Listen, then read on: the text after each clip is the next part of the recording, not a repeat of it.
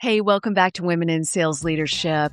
I'm Amy Evans. I'm rerunning some of the best episodes. I've handpicked them for you, the most popular, the most downloaded, and I'm making them available in this 3-episode rerun package just for you.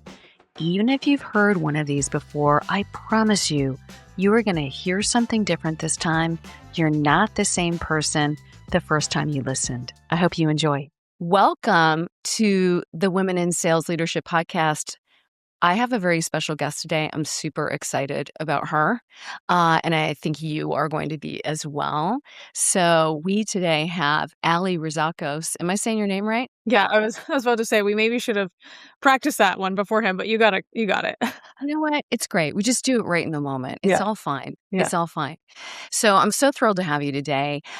You and I were both at Salesforce together, so we have that in common. Mm-hmm. And so I'm so excited about that part, but I think Do you have a lot of Salesforce people on the podcast? You know what? I haven't had anybody from Salesforce yet, which is, Oh my God. can you believe it? Wow. Yeah.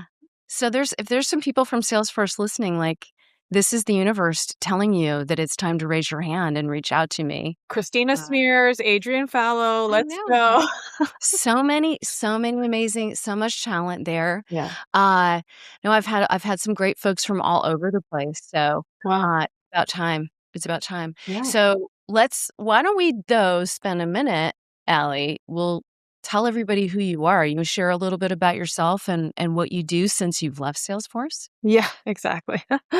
So I was at Salesforce. Yeah. So my background is in sales, and I spent 8 years at Salesforce in Toronto, in the Toronto office, which is quite a special office at the time. We had quite a unique culture in comparison to some of the other offices. We had this whole theory that, well, first of all, Benioff has never come to the Toronto office. So we had this a little bit of a chip on our shoulder. And so we tried to be better than everyone because of that.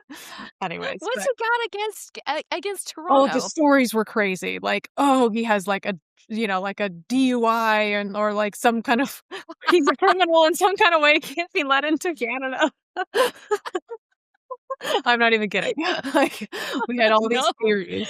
It does that tracks though. That's quite possible. It's quite possible because they really don't. I remember I tried to go to a Chris Brown concert once and they wouldn't let him into Canada because he had, all these charges against him. And I was like, well, guess I'm not going to the Chris Brown concert. But for being such a friendly country, y'all sure are strict about who we try to keep it nice here. We want to keep it secluded from the criminals, apparently. But yeah, I still don't think Benioff's ever been. And we had everyone else, we had Keith Block and all the other people, but he never came. And we were like, what's happening? Anyways, but I come from sales. I was in sales leadership for a long time as well. That's kind of my last 5 years of corporate I spent in sales leadership. I also did a stint in enablement. You did a stint in enablement too, right? I was never in enablement. Okay. I took a left turn at Albuquerque into partnerships at one point, but that was at a different company. And sure. It was this moment where I thought I didn't want to be in sales. Yeah. Everyone has to go through that moment. Yeah. And then I got out of sales and I was just like, what the hell did I just do? Yes. I hated enablement. I hated it. I love enablement people, right? For sure. I love you, God bless them. Wasn't for me. Not for me. Yeah, it was not for me. I need to be front and center, I need to be on the front lines. Yeah. So anyways, long story short, I found coaching when I was at Salesforce because I think most people go through a little bit of an existential crisis when they're at Salesforce because everyone is so talented and you're like, what am I doing here? They made a huge mistake. I was never meant to have this role and job here. And so I was going through that crisis quite early on and I found a coach and same thing. I was like, I don't think sales is for me. I'm not meant for sales, And so I found a coach to help me figure out what other path is meant for me, my purpose. And what ended up happening was I was like, oh, coaching is the thing that I've always like is my thing. And that is not just like, oh, I liked the experience.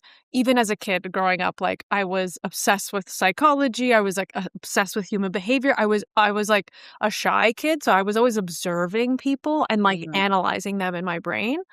And, you know, I would even watch like I'd sneak into my mom's room and I would watch like Melrose Place with her. And I would like I was like 8 and I'd be like, he likes her, but he's not telling her. And, you know, like I would give this commentary about the relationships that were happening. Anyways, that was always my thing.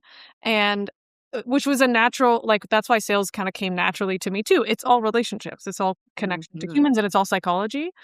And so, but when I found coaching, I was like, wait, but I could just like help people instead of having to sell them stuff. Like I can just help them. And so, anyways, I fell in love and I was like, for sure, coaching is my thing. But I was also deathly afraid of starting a business, leaving the comforts of Salesforce, you know, all that kind of good stuff. So it took me about 8 years to finally like muster up the strength and get over my imposter syndrome and all that kind of good stuff. So in 2021, in the kind of depths of the pandemic, I quit the corporate world. I wasn't at Salesforce at the time. I had left to another company, but I quit and kind of dove right into my coaching business, which had always been my dream. Yeah. And I started with imposter syndrome coaching because I had experienced so much imposter syndrome at my, you know, during my time at Salesforce and even in the role in between Salesforce and my company. Like, oh my God, so much imposter syndrome. And I just knew that every time I talked about it, everyone resonated with it. And I was like, okay, this is going to be a slam dunk because everyone feels this way. And I positioned my brand specifically for sales leaders because, especially as a sales leader, I mean, we've all felt it, right? You were a good rep and then you become a sales leader and you're like, now I need to be perfect and know everything and not make any mistakes. And that's obviously unrealistic. And so you feel like a huge imposter because 99% of the time you're like, I have no idea. I have no idea what's happening. I don't know what to tell you. And I'm winging this whole thing, right? And so I knew that that was going to resonate a lot, and it did. So I built an entire brand around imposter syndrome, all while leveraging LinkedIn to build my coaching business. So I don't do ads. I don't do Instagram. Like LinkedIn is my only platform. It's the only way that I get clients. And so I did that for 3 years.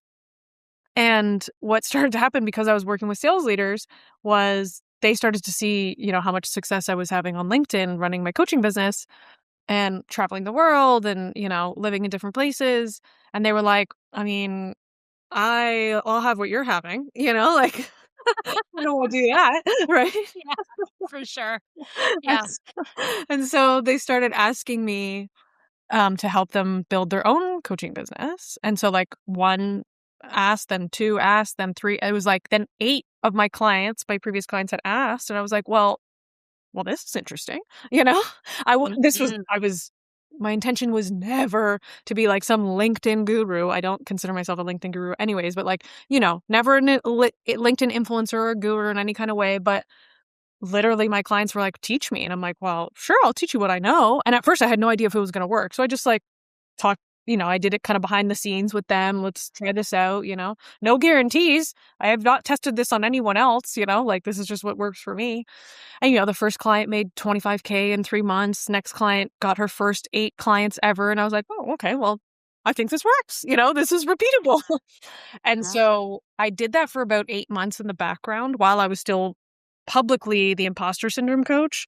I was doing all this, you know, business coaching in the background. And then December 2023, I kind of was like, okay, like I got to pick a lane here, you know, like you can't do both. Like it's too confusing, right? And so, yeah, December 2023, I was like, all right, I'm going all in on the LinkedIn thing because I just noticed that like people were DMing me more and more about it too. Even though I wasn't, you know, talking specifically about LinkedIn on LinkedIn, but they saw my success as a coach. So they started asking me about, okay, so what did you do? And I'm thinking about that too. And I'm like, okay, I got to read the room here. You know, if people are asking for this, then like follow the market, right? So I made the pivot December 2023. And it was like such a helpful experience because everyone, I think, and I'd love to hear your version of this, but we all fear the starting over, right? The like, oh my God, I can't quit this job. I have to start over. I can't pivot my business. I'm going to start. Like, who doesn't fear the start over, right? Yeah. and you have no idea what it's going to be like. It could be a complete start over. It could go really smoothly, but you're obviously your worst case scenario is always the one that you're kind of clinging on to. And so I literally shifted overnight. Like it was like Friday, I decided to change. Saturday and Sunday, spent the weekend changing my LinkedIn, changing my website, and then started kind of new content angles on that Monday, and just praying, that it was going to work. And it was a crazy thing. And I learned the power of personal branding because people just immediately took to it. Like immediately they believed me. Immediately they wanted to work with me, right? Like that December was the biggest revenue month I had to date in my business. And I'm like, Wow. what? I really thought this was starting over. I was freaking terrified to do it. I was humming and hawing. You wouldn't believe the people in my personal life, God bless them, because I was, every second of the day asking them, what do they think? And what about this? And blah, blah, blah. And they're like, oh my freaking God, just either do it or shut up, Totally. And so, I really learned the power of personal branding, and now it makes me not afraid to ever pivot again or try something new or start over or whatever it is, because it's like, you're never starting from zero. And it's true even in the corporate world. Like you're never starting from zero. You don't go back to the bottom if you leave the company that you're at, Well, let's talk about that because you've done all this work with imposter syndrome. You've faced that down for yourself. You've done a start over inside your own business.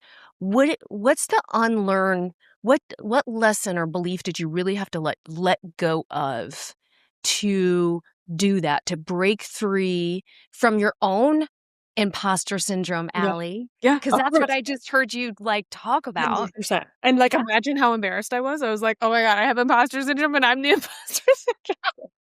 No one is immune. So Of course. it's okay. Yeah, exactly. Yeah. So what did I have to unlearn? Is that the question? Yeah. What did you have to unlearn to really step into being just confident? Like now you've done this big pivot. What did you have to let go of or unlearn? I think the biggest thing, and I think most coaches face this, again, I'm curious if you face it too, but as a coach, it's same as a leader, right? It's the same kind of thing because you're in this kind of position of power to some degree, right? And the thing that I'm still I'm still learning how to let this go, but it's being perfect. Right? As a coach, you think I need to be perfect. If people are going to buy from me, I have to be this perfect specimen. Nothing ever goes wrong. I always handle every situation with grace and, whatever, right? All these isms and things that we have in our head about what we're meant to be. And so the fear of the starting over is admitting failure, admitting something wasn't working or admitting whatever, you wanted to change. You weren't as in love with it anymore when 6 months ago you said you loved it, right? This kind of I take it back kind of feeling. God forbid we're allowed to change. That's right. That's right. Right. And so the fear is that you have to show that you're not perfect. And what will people think and feel about you if that's true, right? Mm. And what I've learned, and I have to keep learning, right? Because I'm going to pivot again. I'm going to do something new. It's going to happen, right? Trust me, I'm not going to be a LinkedIn coach for the rest of my life. That's for sure. I can promise you that. That one I know. But I think anyone would go crazy because it's just the algorithm change. Anyways, please. But we're going to talk about that in a second. Exactly, right? But yeah, I always have to remind myself of it is the imperfections that actually people love the most. Yes. Right? As hard as it is for us to believe. And I mean, I have gajillions of proof points of that because I typically write about vulnerable stuff. I typically write about my failures, right? But you kind of write about the failures that you've already accepted about yourself. Yeah. Versus the ones that you're kind of going through at the moment that you maybe aren't yet in acceptance of. You're making me feel like I need to call my therapist. Yeah. Session. I hope everyone does after this. But yeah, when you're in it, when you're going through it in that moment, right? It's hard to show the imperfections because we're afraid that everyone's, like, especially, myself, I'll just say it personally. It's like being the imposter syndrome coach, like, God forbid I have imposter syndrome, like, God forbid I fear anything, right? And it's like, it's almost it could become its own prison because it's like, Yeah. well, excuse me, like, I'm still a human. I by no means when I was doing the imposter syndrome thing did I say I'm gonna cure you of imposter syndrome. That's not the point, right? The point is how to understand what it's teaching us, how to understand what there is still left to learn, right? What there is still left to let go of, what there is Yeah. still left to surrender to, right? Yeah. Um, but of course, when you're kind of like in the public eye, when you create content, the fear is always like some bozo that's gonna call you out, and try to make you look stupid. And I tell my clients this all the time because I'm like, the only bozo is the person trying to make you look stupid, not you.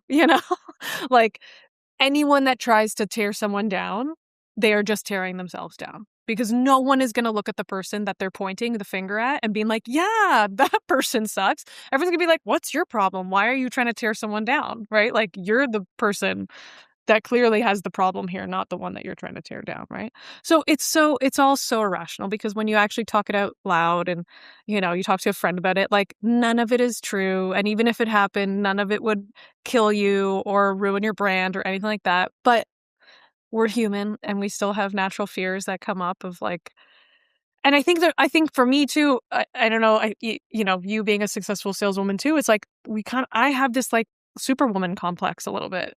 I feel like I Mhm. should be able to do it all, and like Yeah. should be able to like manage everything. And it's really hard to admit that I sometimes can't. Yeah.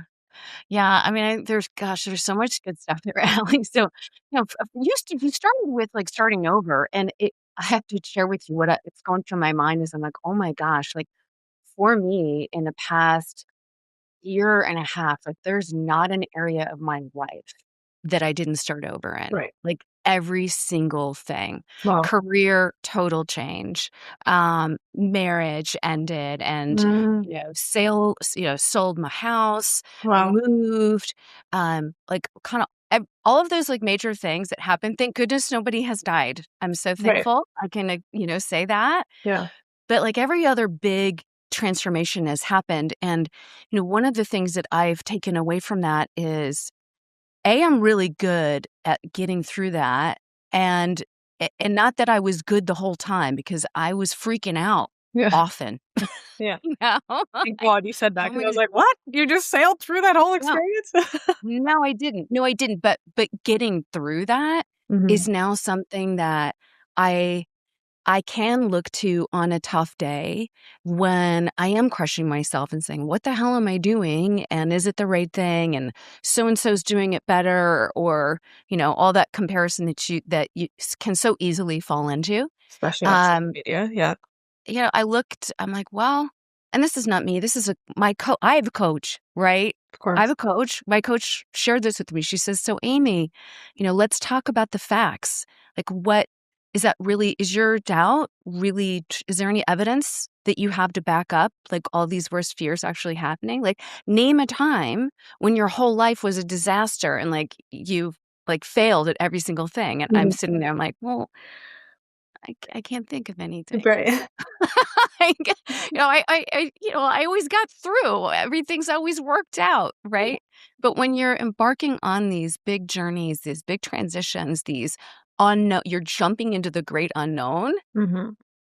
That's that's hard stuff. And there's nobody who just looks at that and is like, no, not a big deal for me. Or maybe Right. they Yeah. are, and they're like just like took the super serum and Yeah, yeah. you know they've Exactly. got it all figured out. Yeah. Yeah. Yeah. Yeah. So you started to talk for a second about LinkedIn and the algorithm. And, you know, I think one of the things that I'm noticing, like LinkedIn is like any platform, it's changing and it's changed a lot. But the thing that I notice is that there's a lot of people that are posting regularly, and they're oftentimes, folks who really do have businesses that are driven off of LinkedIn. I think one of the things that really blows me away is how few of the people that I know in corporate America who are sales leaders are regularly posting on Mhm. LinkedIn. Mhm. Yeah. Very What are few. what are the mistakes that you notice? Like, if you were sitting here thinking like, okay, if I were back at Salesforce and I wanted to be, in corporate selling for, a while, what would you change or do differently Yeah. as a Oh, yeah. sales leader? I didn't use LinkedIn at all when I was in the corporate world, other than basically telling people I got a promotion Right. or that Right. Dreamforce is coming. Dreamforce is coming. I got a promotion, or I'm hiring. Or Those I'm were my like, posts. yes. 3 posts. Yeah, that's it. Recycle, rinse, recycle, repeat, right? Yeah. Um, yeah, exactly. And I think, it was such a different time when we were at Salesforce too, because I don't think it was as necessary at like then to do it, Mm, because okay. layoffs Say weren't more. layoffs weren't the norm, like we were leaders. We knew what it took to fire someone. Like, you had at least 90 days. It was like, well, we got to document this crap for 90 days. Right? You could So, end up there a lot longer than that too. right, exactly. So it's like, I was like, okay, I'm gonna get another, like, if that ever happened, I'm gonna get another job. I'm gonna have notice, right? We live in such a different world now where it's like, sayonara, one email and you're kicked out of org 62. you know, Yep. you're Yep. kicked out of your company's, email, whatever, and it's gone, right? I And that just wasn't the case at all when we were there, right? So, but it is the case now, and I think that's the difference about why it is so much more important. Like, I won't sit here and be like, God, I wish I was writing on LinkedIn when I was a sales leader. I don't know if it would have, like, I'm sure there would have been benefits. I'm not saying that there wouldn't have. Yeah. I just don't think it was going to be as maybe astronomical as, or as important as it is now, right? With just the current economic situation, the layoffs, all that kind of good stuff, right? What I do wish I did, though, I do wish I did it because the other thing to think about, like I mentioned just moments ago about your personal brand, right? Mhm. I mean, it's the greatest asset you'll ever own, right? Because when now thinking back, like, I wish I was starting to just share my opinion, share my perspective on LinkedIn, because I started from zero when I left the corporate world. And that, my first post on LinkedIn, other than the Dreamforce stuff, was like the day after I quit, basically, right? But I wish I had started so that I could have obviously learned LinkedIn, and at least, gotten some reps in, because I was really starting from writing very crappily in the beginning. you know, I wish I went through that phase when I had like a secure landing. But anyways, coming to today, why it's important. So one is your personal brand, right? You're not going to work at that company for the rest of your life. No one is, right? Like, my dad, bless his heart, like, basically retired from the company that he worked at my entire life, which was Yeah. 30 plus years, right? So I don't think that happens anymore, especially in tech sales. Yeah. No chance. No chance is that happening. So the company that you are at is not going to be the company that you end your career at, right? And so, one, you're going to have to get other jobs. And how do you do that other than just, the people in your network, right? Like, how can you expand the opportunities that are available to you beyond just your own network? Well, that's obviously building a personal brand, right? Building Yeah. some kind of a voice that spreads wider than just the city you live in, for example, right? And, the people that you know within it. And so that's one. And then the second piece is, there's also obviously quite an interest in building your own business, right? People want the Yeah. freedom, people want the flexibility, and that is going to be exponentially harder if you don't have any kind of presence on LinkedIn, right? A lot of my clients obviously start from scratch, and it's not impossible. It just takes longer. It's Yeah. like, truly, it just takes longer because your content sucks, right? Like, no one knows what the hell you're selling because you don't know what the hell you're selling, right? Like, all these different things, right? And so I think for those two reasons, and let me know if you have a third, I think it's so short-sighted to not be thinking about building some kind of a presence, especially on LinkedIn, which is obviously the best platform for your career, in my opinion, right? Yeah. Um, yeah, because the times are changing, economy's different, and, like, at some point, even if you just want to do consulting on the side, right, or be an advisor or whatever, like, having an opinion and a perspective is going to help you do that. Yeah. So I don't have another. I think the reasons that you said are spot on, right? Personal brand, you begin to, have more reach into extended network that maybe you didn't have before, and you never know where your next job is going to come from, Yeah. quite frankly. Yeah. When I think about every single career move I've made from different companies, and I've stayed places for an average of 3 to 5 years Mhm. before I move on.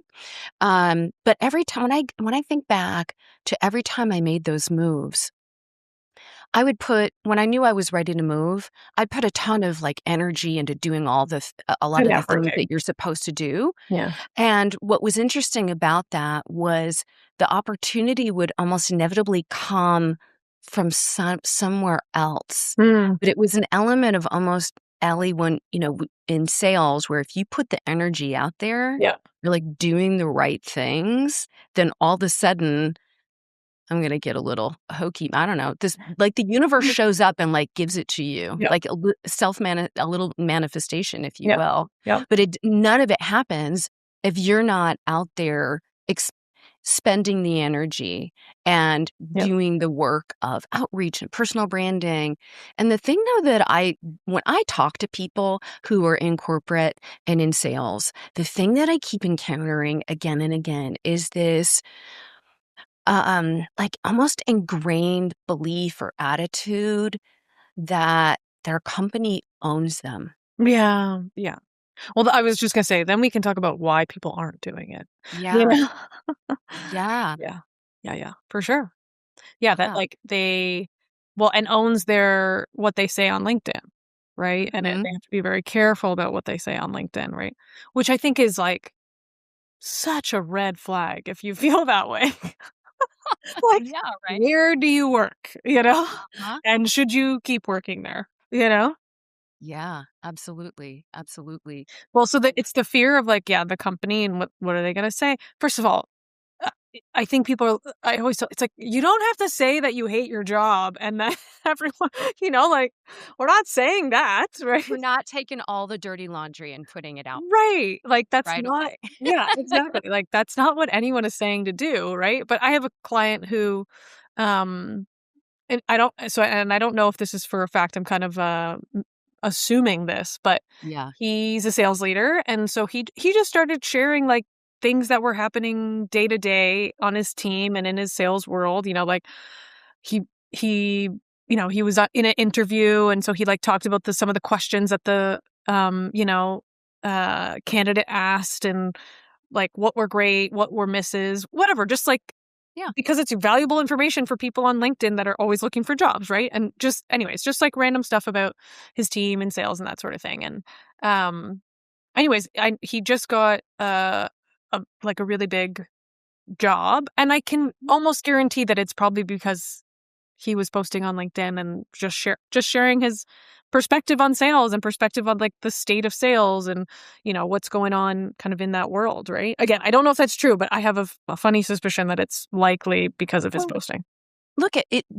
I would imagine if he was, that those kind of like authority type of, and authentic, right? Yeah. Authentic Yep. authority, authentic sharing, the spirit of, hey, I'm just trying to help other sales leaders, or I'm just trying to help people who are trying to interview for jobs do better, then that elevates the other people who are watching you, reading you, listening to you, and you begin to just be seen in a different way. Yeah. Because one of the things that I think frequently happens, especially in companies like Salesforce, for example, and it's not the only place, the minute you're hired there, they almost forget anything you did before you worked there. Right.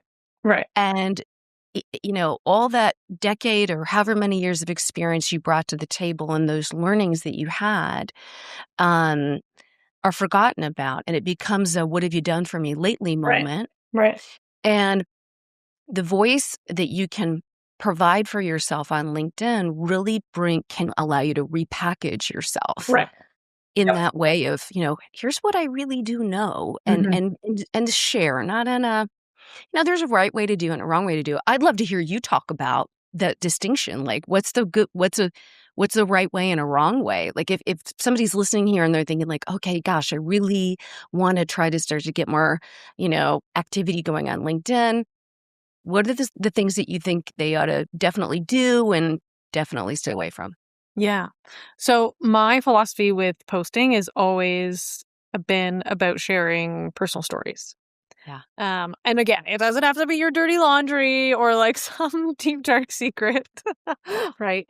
But just, for example, like let's say you had to deliver performance review and you were really nervous about it, or you felt uncomfortable, whatever it is, right? Just like, Mm, and then what you learned from it, right? So the reason why personal stories are powerful is because when you do it right, there's a lesson that you're sharing with others, right? Of like, here, I went through this experience and here's what I learned from it. I'm offering that as something that you could potentially take and learn from as well, right? Um, yeah. and and the biggest thing is that the reason why that works is because we are like we exist as humans because of stories, right? Like the Bible is a story, like Yeah. everything is a story. Like our histories are stories, right? Like we are still on this earth because of stories. So we are so programmed to resonate with stories, right? So the Mhm. second someone's like, I literally tell people like, the hook, your first line of your LinkedIn post is called the hook. And if you use I or my in the hook, you are way more likely to get someone to read that story, Yeah. right? Or sorry, that post, I should say, because automatically their brain is like, oh, this is going to be a story, and brains like Mhm. stories. So I'm already Yeah. more interested. Versus if it's like, here's 10 things you should be doing about this. And it's like, thank you for yelling at me. I did not come to this platform today to be told how I'm wrong about everything, right? Like, so there's like the personal story content, which I highly recommend and favor. And then there's like the how to content, right? Yeah. Like, whatever, like how to prospect into an enterprise sales company. Like, of course, that content can work, but it only works once you've built trust. And you only can build trust through personal story content, right? And a how to piece of content doesn't build any trust, right? Because it kind of just sounds like you're talking down to me and that you're better than me and that you know everything. And listen, if you're a CEO of and people, kind of follow like, you have this brand because you're CEO, yes, maybe your how-to content would work better because people like look up, there's like a status thing that happens with like, oh, you're a CEO, you must know things that I don't know. But if you're just like, one of us, a sales leader like many other sales leaders, it's like Mhm. be a bit more humble, right? Like you don't know more than someone else, right? And just like tell your own personal experience, offer a lesson. If they want to take it, they can. If they don't have to, right? But when we do that how-to content, it really feels like a bit condescending sometimes. Oh my gosh. Oh my gosh. Well, I know you know so much. You know so much about this, um, and it's so cool to hear you talk about it. Even that one moment alone, like, gosh, you're so right. You think about stories. I mean, that's how we were taught to sell Of course. was with stories. Yeah, So that's it. why would this be any different, right? Exactly. Exactly. Yeah, Yeah. yeah. So I want to go back for a second. Like when you took off and did your own thing, you were able to travel quite a bit while you were Hmm. working. Yeah. Yes. I want to. It was also the pandemic. Yeah. So like no one was traveling, so it was very cheap to travel as well. It was amazing. Uh-huh. And it was cold. I'm from Canada, so it was like cold here. And when you don't have a job that keeps you in a certain city, you're kind of like, why do I live in this city? You know, like it really throws everything for a loop because Yeah. I never thought about living anywhere else because, I worked at Salesforce Toronto and all my friends were in Toronto and, that was like where my life was. And then once you leave that community and that cocoon, you're like, I don't need to be here at all. There's no one that is relying on me here. Like I don't need to show up anywhere in this city. And so yeah, we started to travel right away. We did the things that you needed to do in order to travel, right? Um Yeah. vaccinations or whatever to do it. But then yeah, we went to Hawaii, we went to Costa Rica, Florida. Like we got a dog in between, so we ended up staying much more like US bound Yeah. versus like Europe and Asia because we couldn't he's a big dog, so we couldn't travel with him as much. But basically always going south for the winter. Nice. I'm curious, did you have a favorite place that you loved more? Probably Costa Rica. Yeah. That was my first time really traveling alone. So I've done a lot of traveling, but not like I didn't do like the after university, go to Europe backpacking thing, you know? Me neither. I well, I lived in Europe as a kid, so like it just didn't have that same like allure to do that. Mm, And I was too much of a hyperachiever. I wanted to just start working and making money. And anyways, that was silly. But so yeah, I didn't do that. So I never really did the like alone travel thing. So once I quit my job and my partner was working at Salesforce at the time too, and I think he quit like a few months later. But I was like, I wanted him to come with me, but he was coming humming and hawing, and I'm like, okay, I am going. And if you would like to come, you can come, but like I am going, you know? And he's like, okay, go. like that. Yeah. And so I literally packed, like did the backpack thing and lived in Costa Rica for 3 months. He came by the end, but like for the first 2 months I was there on my own. And like, Wow. oh, such a like, I mean, so it's so difficult to be alone, especially Yeah. when like you come from working at Salesforce with all these people, managing a team. Like I was always with people all the Yes. right? Meetings all day long, every day, Yeah. nonstop. Yep. Get it. And even when you travel for, when you went to territory and you traveled for work, like you were still with people, like you were always with people, And then I was like, oh, I'm alone. Oh my God. And it's exciting. And then you're afraid because you're like, I don't know anyone. How do you make friends? Like, what do I do? Right. But I also find that thankful, like I'm an introvert, but I can turn on my extroversion. And Same. I also find that when I'm alone, I'm actually more friendly to people because I have a need to Yeah. be friendly to them. Isn't that funny? Right? Like, so I like got to my hotel, I got some tacos, and then I like went to the beach and I'm like, okay, well, time to start talking to humans because I don't know a freaking soul. And funny enough, there was like this group of 3 girls and everyone goes to the beach at sunset and we were just all watching the sunset and I could hear that they were speaking English. So, I was just like, hey, like, have you guys been here for a while? Like, la la. Anyways, one of the girls worked at Slack, which at the time was Yeah. Salesforce Wasn't company. So I wasn't was like, acquired well, yet. this is so easy, like we know each other, right? Type of thing. Right. And they were so nice and they were like, oh, it's our last day, which I was like, well, that's a bummer because I just got here. But they were like, come over tonight. We're going to have a barbecue. Like, we're going to go to the pool, la la la. And so total strangers, but they invited me and I went over and like got to hang out with them all night and made new friends. And although they left the next day, like I was like, I'm going to be all right. This is going to be, Yeah. and Oh, wow. and it was just such a different it was the definition of like living in a community because everyone there is basically, and it was the pandemic. So everyone there was basically a remote worker trying to, basically escape and live in paradise and work. And I was staying at a hostel at the time. I had my own private room and everything, but staying at a hostel at the time, which is very much like a community-based living, right? And I loved it because like every day you'd wake up and you'd see all of your friends at breakfast, and we'd be like, hey, what are we doing today? Like, what do you guys want to do? Let's go explore this. Let's go explore that. Versus when we're back kind of home, I live in a big city. Like I've been trying to see one of my good friends for like 2.5 months. How is this so freaking hard to make a plan with For the somebody love of that you God. know? Exactly. For the love of God. Just like, let me get out the astrology chart and see Right. if I can get, Is Saturn in retrograde or whatever? yeah, Yeah. what's up? And I'm just like, and I hate that, it doesn't, yes, it's a friendship, but it doesn't make me feel like connected, and like we're like Yeah. in something together. By the way, thank God I got a dog because that's where I find the most community because you walk your dog every day, you go to the dog park every day. So you see the same people every day, right? No, and it's And socially acceptable to stop people and oh, like talk to them when they have a dog. it's It's somehow incredible. like suddenly there's this permission that says, talk to me It's by a incredible. dog on a leash. I love it. I really love it because you do feel so much more connected to everything because random strangers come to talk to me all the time. I will just talk to a random stranger because I have a dog too. Like it's just such a permission slip.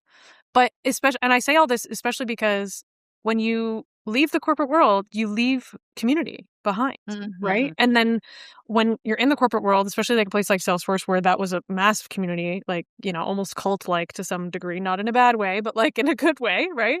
I loved the cult, um, but then it's like, then you're on the outside. Yeah. And you haven't had the time to build your own community on the outside because it was all being fulfilled on the inside, Yeah. And so then you're like, "Ooh, who do I hang out with?" And they were all still working there and 9 to 5 and, so it was really, uh, it's always been for the past 4 years, has been a really big focus of mine about building community where I live because otherwise I'm just on Zoom calls all day. And that's tiring. And I wanna feel connected to the place that I live in and the people that live in it, and yeah, that's hard. That's definitely the hardest part about entrepreneurship is, like, finding that community because you're alone all the time. Yeah. Oh my gosh, Allie, you said it, like, this went through my mind earlier. I used to look at networking events, and I'd just be like, "Oh my god, please don't make me go to another Oh, networking event." Like, I never wanted to go yeah. to them. Now I'm all You know in. what? Now I'm like, "Oh my gosh, Yeah, there's a networking event. I yeah, can't wait. There's gonna be people there yeah. who are doing something similar or something exciting, and Oh, I all the get a time. chance to build community with all these entrepreneurs and business people in Atlanta, which is where I live, and it's just become something that I take so much joy and pleasure 100%. in now Yeah. instead of this, like, "Woe is me, I have to go meet new people." Well, that's how I felt at Salesforce, right? I mean, like, again, it's such a bubble. You never felt like you had to meet anyone else. You were like, "We're good. We have everyone we need is in this bubble," you know? And, like, I for the longest time, didn't do any networking events while I was there. Just at the end when I was starting to realize, "Oh, I wanna leave the corporate world at some point and, like, build something," I was like, "Maybe I should network and know some more people." But, I mean, there's so many people that work at Salesforce. It is networking in itself, Like, even in an office of Huge. 1,000 people, you're like, "I've never seen that person before. Who is that person?" So Precisely. you're kinda networking every day. Precisely. Yeah. Allie, you have been so generous Mm. in sharing you and your story and some really, really valuable advice, I think, about how to do a better job at taking advantage of, your personal brand and really like being in charge of your personal brand and Mhm. how you project yourself and how that can make an impact. If talk tell share with my listeners a little bit about if they want to find you, if they want to take advantage of the things that you're doing, Yep. how would they find you? Yeah, for sure. So I am on LinkedIn, of course. Imagine if I wasn't. Yeah, Right. so LinkedIn's the place that I hang out the most. Um, uh, Everything that I'm on other podcasts as well. I've got other like mini series that I've put out that are free. Any all my resources are on LinkedIn. So yeah, LinkedIn is the place to find me for sure. Beautiful. Well, Allie, what a pleasure it was to hang out with you for a few minutes today. I feel like you and I could talk for a lot longer, but Yeah. we unfortunately have to, end this conversation at some point because, nobody wants to listen to me talk for 2 hours. I don't think they want to listen to me either. So Anyway, that was so fun. Thank you so much. yeah, thank you. Thanks for having me.